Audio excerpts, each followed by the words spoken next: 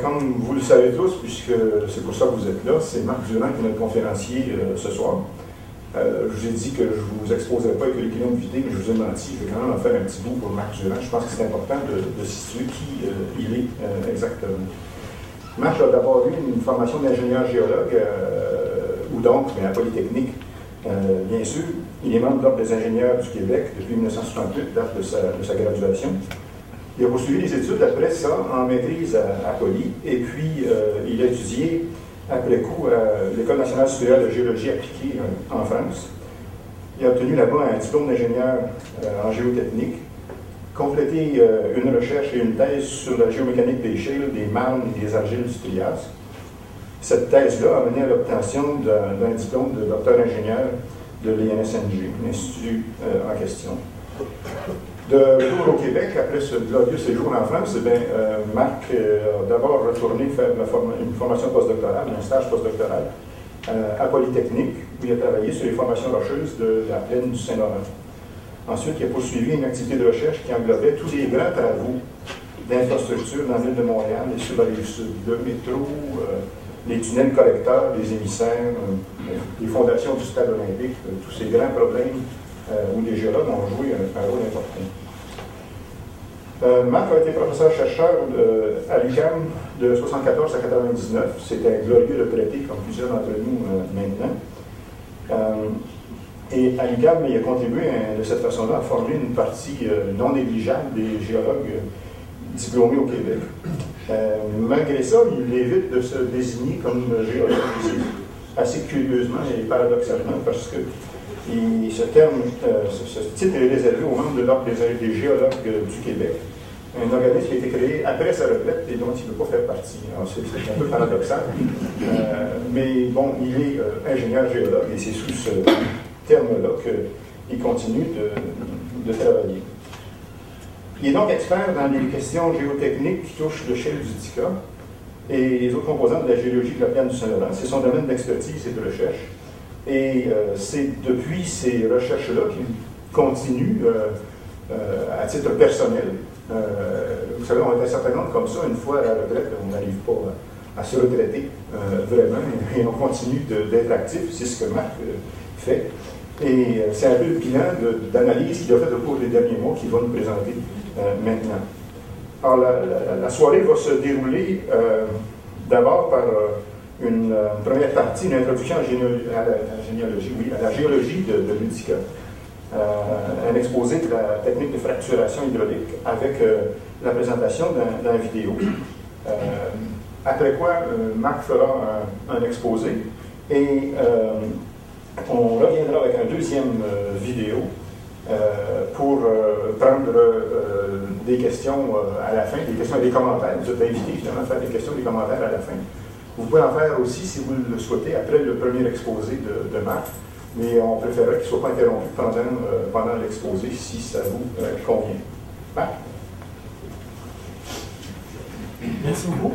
Merci de cette belle introduction. Puis, effectivement, ça me fait plaisir de revenir à l'UQAM. Ça fait un peu plus de 10 ans que je suis à la retraite. Et puis, pour faire une petite histoire courte en disant qu'est-ce que je fais dans ce dossier, qu'est-ce que je fais dans ce débat. Les 10 dernières années, je les ai plutôt passées à faire une petite vie tranquille, paisible, faire des tableaux de peinture, etc. Sauf qu'il y a à peu près un an, presque jour pour jour, suite à l'émission Reportage Découverte, qui nous a présenté un premier reportage sur les gaz de schiste.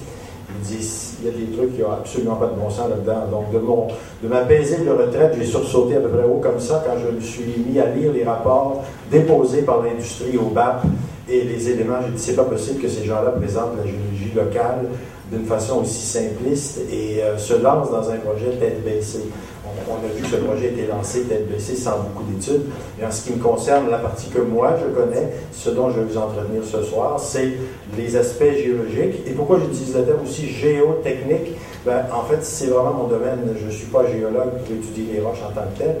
Je suis ingénieur pour voir l'impact et les interactions entre des aménagements qu'on fait, que ce soit un barrage, un tunnel de métro, un pilier de pont. Il faut toujours se poser la question, quand une bonne partie de cet ouvrage repose sur un substratum rocheux, ben, il faut analyser avec un autre œil, il faut analyser avec beaucoup de soin et beaucoup d'esprit critique. On ne cherche pas les minéraux, là, on cherche vraiment les zones de faiblesse. Alors, c'est peut-être cette déformation d'ingénieur que j'ai quand je regarde la géologie, de voir où sont les risques, où sont les petites bêtes noires, où sont les endroits où il peut y avoir un bug. Parce que s'il y a un bug et que vous êtes en train de construire un pilier de pont ou un viaduc, bien, on sait évidemment les conséquences peuvent être assez énormes.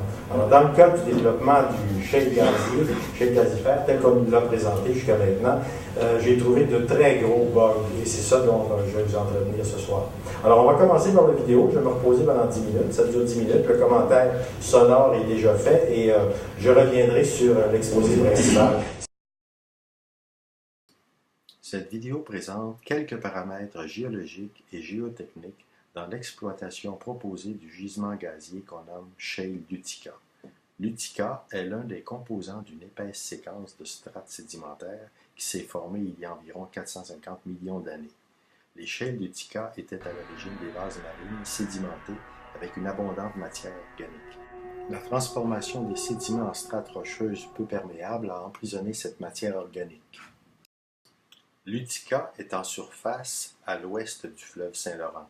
Il se poursuit en profondeur plus à l'est jusqu'au front des Appalaches. Sur l'Utica, il y a les couches calcaires montrées en bleu ici. Et au-dessus de l'Utica, les groupes de Lorraine et de Queenston sont aussi formés de shale, mais pas uniquement de shale car on y retrouve des strates de grès et de calcaire plus perméables. Une coupe longitudinale de la plaine nous montre ici cette superposition. Certaines failles sont connues, en noir ici, mais bien d'autres existent probablement et vont compliquer les opérations. L'extraction de gaz dans le shale d'Utica ne peut se faire qu'en quadrillant toute la plaine avec environ 20 000 puits. En fracturant tout le volume de la roche, on projette de pouvoir récupérer environ 20% du méthane contenu dans ce gisement gazier. Mais cela ne peut se faire qu'au prix d'une transformation importante et irréversible. À la fin de l'opération, il conviendra de renommer le groupe Utica fracturé.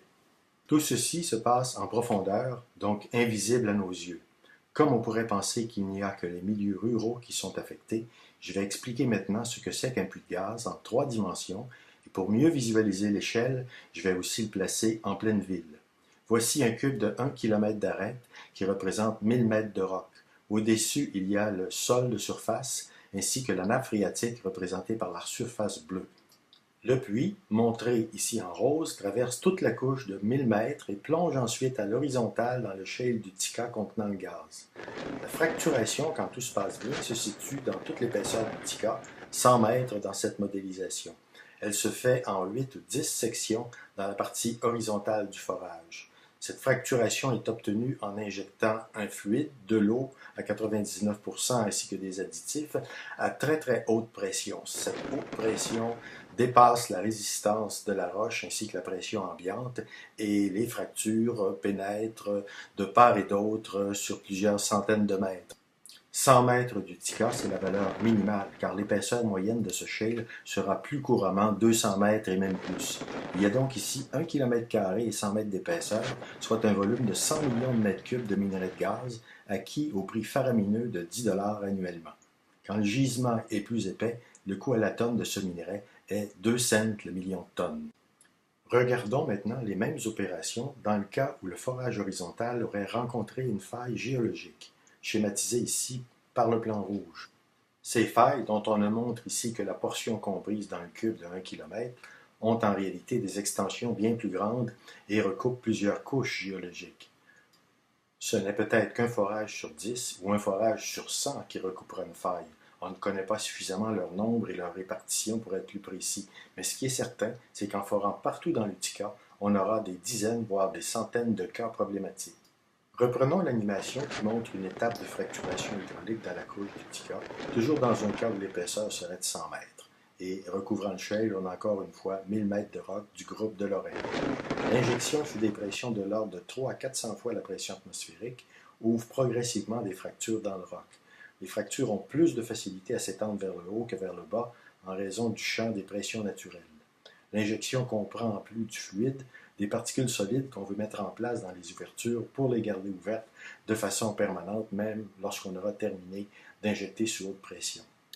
Lorsque le fluide d'injection sous très haute pression atteint la faille, cette zone de moindre résistance concentre le débit dans le plan de faille. C'est déjà de façon naturelle une voie de communication entre la profondeur et la surface. En forçant son ouverture et en y injectant du sable avec le fluide, on accentue de façon irréversible la communication avec les nappes de surface. Surtout, ce qui est mis en communication directe, c'est le méthane maintenant libéré par la fracturation hydraulique et la surface. Reprenons encore une fois l'animation, car il importe de comprendre toutes les conséquences de ce risque. Une fois ouverte, cette communication sera extrêmement complexe, voire impossible à faire. À 1000 mètres de profondeur et loin du forage de surface, il sera extrêmement coûteux de traiter ce type de problème. De plus, selon les cas et la profondeur, les conséquences pourraient n'apparaître qu'après plusieurs années. Le forage ici traverse 1000 mètres de roc dans un volume restreint à son diamètre. C'est possible d'obturer cette ouverture. Mais le plan de faille, par contre, s'étend sur des kilomètres et sa localisation elle-même sera complexe à déterminer. Obturer cette zone sera en fait impossible à réaliser de façon complète. Il n'y a pas que le gaz qui pourra emprunter cette voie, mais également des eaux sursalines des profondeurs, dans un contexte où tout l'écoulement souterrain serait grandement perturbé par les nouvelles fractures et le nouveau champ de pression. Dans le but d'évaluer les conséquences à long terme, il faut regarder ce que produit concrètement cette technique d'extraction. En fonction de l'épaisseur du chaude, l'extension du forage et de la pénétration latérale et verticale des fractures induites, c'est 50, 100 ou même 150 millions de mètres cubes de roc qui ont une perméabilité augmentée de plusieurs ordres de grandeur. C'est ce volume qui est représenté de façon schématique en vert. Le réservoir contient du méthane comprimé dans une porosité d'environ 3% par rapport au volume total. Le gaz est comprimé sous une pression lithostatique, ce qui implique que le volume normalisé de méthane est bien plus élevé. Le volume de méthane, une fois décomprimé, est du même ordre de grandeur que le volume de roc qui le contenait à l'origine. Le gaz emprisonné à quelques millimètres des fractures rejoint celle-ci dans un court laps de temps, car le gradient de pression est énorme. Les micropores situés un peu plus loin à quelques centimètres prendront des années à se vider, et celles qui sont encore un peu plus loin dans la masse de shale non rejoints par la fracturation mettront des siècles et des millénaires pour compléter leur migration. Le processus géologique de migration du gaz demande du temps et ne peut d'aucune façon être accéléré. C'est la raison pour laquelle les courbes de production d'un puits montrent une courbe de décroissance avec exposant hyperbolique. Il n'y a jamais de débit zéro dans ce type de courbe, sauf au temps infini. Lorsque la période de production rentable se termine après quelques années, il y a encore 80% du méthane dans le shale qui continue ce lent processus. Les gisements gaziers conventionnels ont aussi été créés par un processus similaire, mais cela au cours de durées de temps géologique. On parle de centaines de milliers d'années, voire de millions d'années. À la fin de la période jugée rentable, le puits sera fermé. C'est une procédure qui consiste à boucher le puits juste au-dessus de la couche d'Utica, ainsi que divers travaux de restauration du site en surface. Mais un puits, en fait, cela ne disparaît pas pour autant.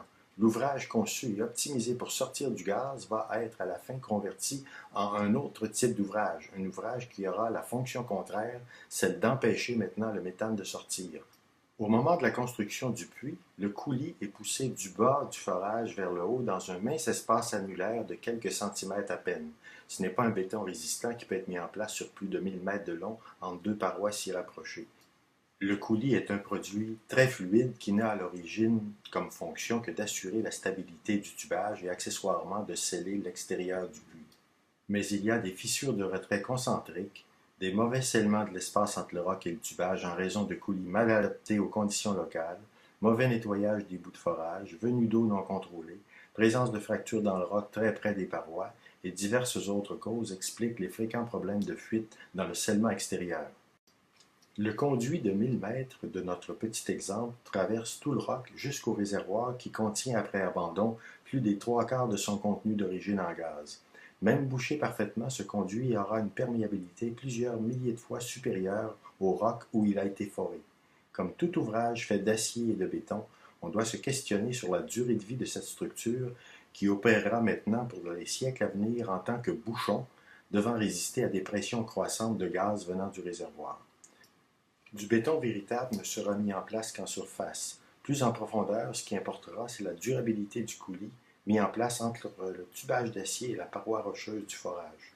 Mais quel que soit le type de matériau, béton, coulis et acier, on doit se poser la question de la durée de vie de cet ouvrage, conçu et optimisé initialement pour sortir du gaz à court terme. Il est transformé ensuite sommairement pour une toute autre fonction. J'insiste sur sommairement car l'industrie, en se limitant à la stricte réglementation historique, n'est contrainte véritablement qu'à de la restauration du site en surface. Avec cette nouvelle méthode de puits, on ne devrait pas agir comme on l'a fait pour d'autres types de puits, pas du tout comparables. En ingénierie, on ne transforme pas une passerelle en viaduc sans se poser la question fondamentale de sa durabilité et de sa résistance dans le temps. Quel sera le coût de gestion de tous ces puits abandonnés, transférés à l'État? Quel sera le coût des travaux de colmatage à reprendre périodiquement, tant que du gaz mobile sera présent dans le réservoir?